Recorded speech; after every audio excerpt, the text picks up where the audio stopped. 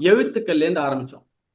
ஸ்வராட்சரங்கள், வியஞ்சனாட்சரங்கள், ஸ்வர சம்யுக்த வியஞ்சனாட்சரங்கள், அர்த்தமாத்ரா அக்ஷரங்கள், அர்த்தமாத்ரா அக்ஷரங்கள்லயே ஒரு பேட்டர்ன், மொத்தம் 2 பேட்டர்ன்.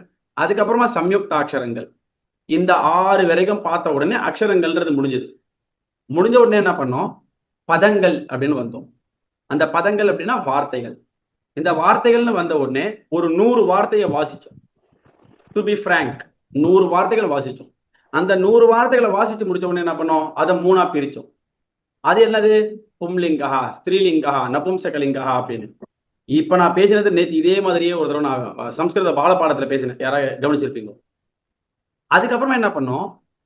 அது முடிச்ச உடனே பும்லிங்க, ஸ்திரீலிங்க, நபும்சகலிங்கம்னா என்ன, எப்படி பிரிச்சு போடுறது உள்ளுக்குள்ள, இது எல்லாத்தையும் பார்த்தோம். பார்த்து முடிச்ச உடனே நிறைய பேருக்கு டவுட் வந்தது. நீங்க சொல்லிட்டு இருக்கீங்க பும்லிங்கம், ஸ்திரீலிங்கம், நபும்சகலிங்கம்னா எங்களுக்கு தெரியல, நாங்க எப்படி பாக்குறது அப்படின்னு. அதுக்கு சில ஹிண்ட்ஸ் கொடுத்தோம். சப்தமஞ்சரி என்ற புஸ்தகம் இருக்கு, அந்த புக்கை திறந்து பார்த்தோம்னா அதுல போட்டிருப்பா பும்லிங்கா, ஸ்திரீலிங்கா, நபும்சகலிங்கா அப்படின்னு போட்டிருப்பா. அந்த வார்த்தையை சம்ஸ்கிருதத்துல போட்டிருப்பா, அதனுடைய இங்கிலீஷ் அர்த்தம் போட்டிருப்பா. அப்ப சப்தமஞ்சரின்றது ஒரு பேசிக் புக்கு. இந்த பேசிக் புக்கை யார் ஃபர்ஸ்ட் கிளாஸா கரைச்சு குடிக்கிறாளோ அவளுக்கு அடுத்தது தாத்து ரூபங்கள் எல்லாம் ரொம்ப சுலபமா ஆயிடும். தாத்துவும் சப்தமும் தெரிஞ்சவாளுக்கு சம்ஸ்கிருதத்துல பூந்து விளையாடலாம். சரியா? அப்ப இதுதான் 2 பில்லர் மாதிரி வச்சுக்கோங்களேன். இப்போ சப்தங்களை நாங்க பார்த்தோம். அந்த சப்தங்கள்ல பும்லிங்கம், ஸ்ரீலிங்கம், நபும்சகலிங்கம்ன்ற சப்தங்கள் வரும்போது ஒரு அம்மா கேட்டான், அஜந்தம்னு சொல்றீங்களே, ஹலந்தம்னு சொல்றீங்களே, 2 விதமான சப்தங்கள்.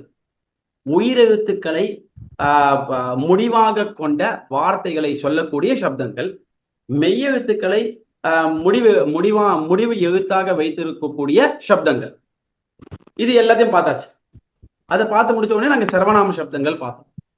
இப்போ இந்த சப்தங்கள்ன்றத பாத்தீங்களே, இப்போ அஜந்த புல்லிங்கம் சொன்னீங்க, ஸ்ரீலிங்கம், நபும்சகலிங்கம், ஹலந்த புல்லிங்கம், ஸ்ரீலிங்கம், நபும்சகலிங்கம், சர்வநாம சப்தங்கள், இதெல்லாம் ஏன் பாத்தீங்க? பதங்கள் பார்த்தா போதாதா? பதங்கள் பார்த்தாச்சு, அடுத்தது வேற என்ன?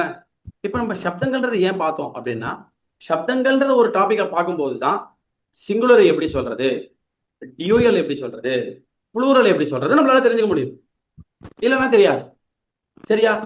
சரி, இந்த சிங்குலர் டியூயல் புளூரல் மட்டும் போதுமா? நமக்கு அர்த்தங்கள் வேண்டாமா? இப்போ ஒரு எக்ஸாம்பிள், ஒரு மரம் இருக்கு. மரம், மரத்தை, மரத்தோடு, மரத்துடன், மரத்தினால், மரத்திலிருந்து, மரத்திற்கு, மரத்தில், இத்தனை அர்த்தங்கள் எனக்கு வேணும் அப்படின்னா அந்த சப்தத்தில் இருக்கக்கூடிய சப்த விபக்திகளை நான் வாசிக்கணும்.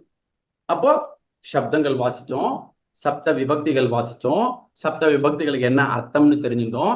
அந்த அர்த்தத்தை மனசுல வச்சுட்டு சப்தத்துல இருக்கக்கூடிய ஒரு வார்த்தைக்கும் அந்த அர்த்தத்தை அப்படியே கொண்டு வந்துட்டே இருந்தோம். இந்த சப்தங்கள் எல்லாம் முடிஞ்சது. முடிஞ்ச உடனே சர்வநாம சப்தங்கள்னு ஆரம்பிச்சது. சர்வநாம சப்தங்கள்லாம் என்ன? இப்ப நம்ம வாசிச்ச, இதுக்கு முன்னாடி நான் வாசிச்சேன்னு சொன்னேன் இல்லையா, இந்த சப்தங்களுக்கு விருக்ஷா, ராமஹா, கிருஷ்ணா, பாலிகா, கன்யா, தனம், வனம், இது மாதிரி இருந்த சப்தங்களுக்கு சப்டிடியூட்டா ஒரு ப்ரொனவுன் வேணுமா வேண்டாமா? எல்லா இடத்துலயும் இதையே யூஸ் பண்ண முடியுமா இந்த வார்த்தையே? இதுக்கு பதிலா எடுத்து வச்சுக்கணும். அதெல்லாம் சர்வநாம சப்தங்கள். அந்த சர்வநாம சப்தங்கள் நிறைய இருந்தது. அது ஃபுல்லா வாசிச்சோம். வாசிச்சு அதனுடைய அர்த்தத்தை தெரிஞ்சுக்கணும். இதுன்றதுக்கு என்ன அர்த்தம், அதுன்றதுக்கு என்ன அர்த்தம், இங்கன்றதுக்கு என்ன அர்த்தம், அங்கன்றதுக்கு என்ன அர்த்தம், இதெல்லாம் எப்படி நம்ம சப்தங்களை சொல்ல போறோம். சரியா? இது எல்லாம் வாசிச்சு முடிச்சதுக்கு அப்புறமா நம்பர்ஸ், நம்ம 1 2 3 4 5 6 7 8 சொல்றோமா இல்லையா? அதே மாதிரி சம்ஸ்கிருதத்துல உண்டா இல்லையா?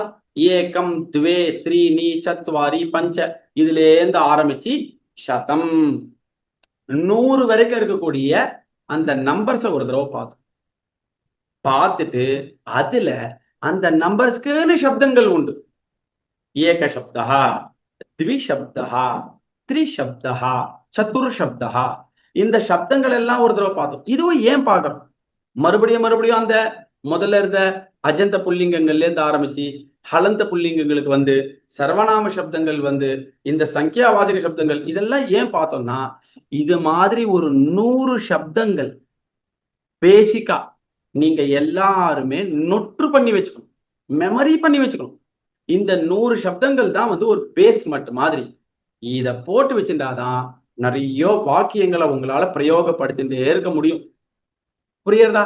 நம்ம சம்ஸ்கிருதம் ஏன் கத்துக்கிறோம்?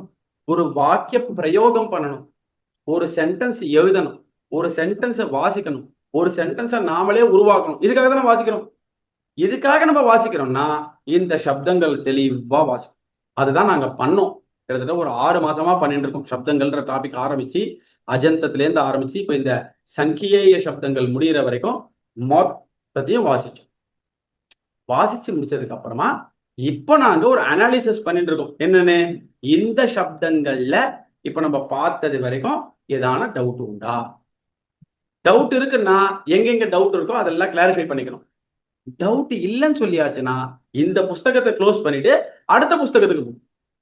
இதுதான் இதனுடைய சம்மரி.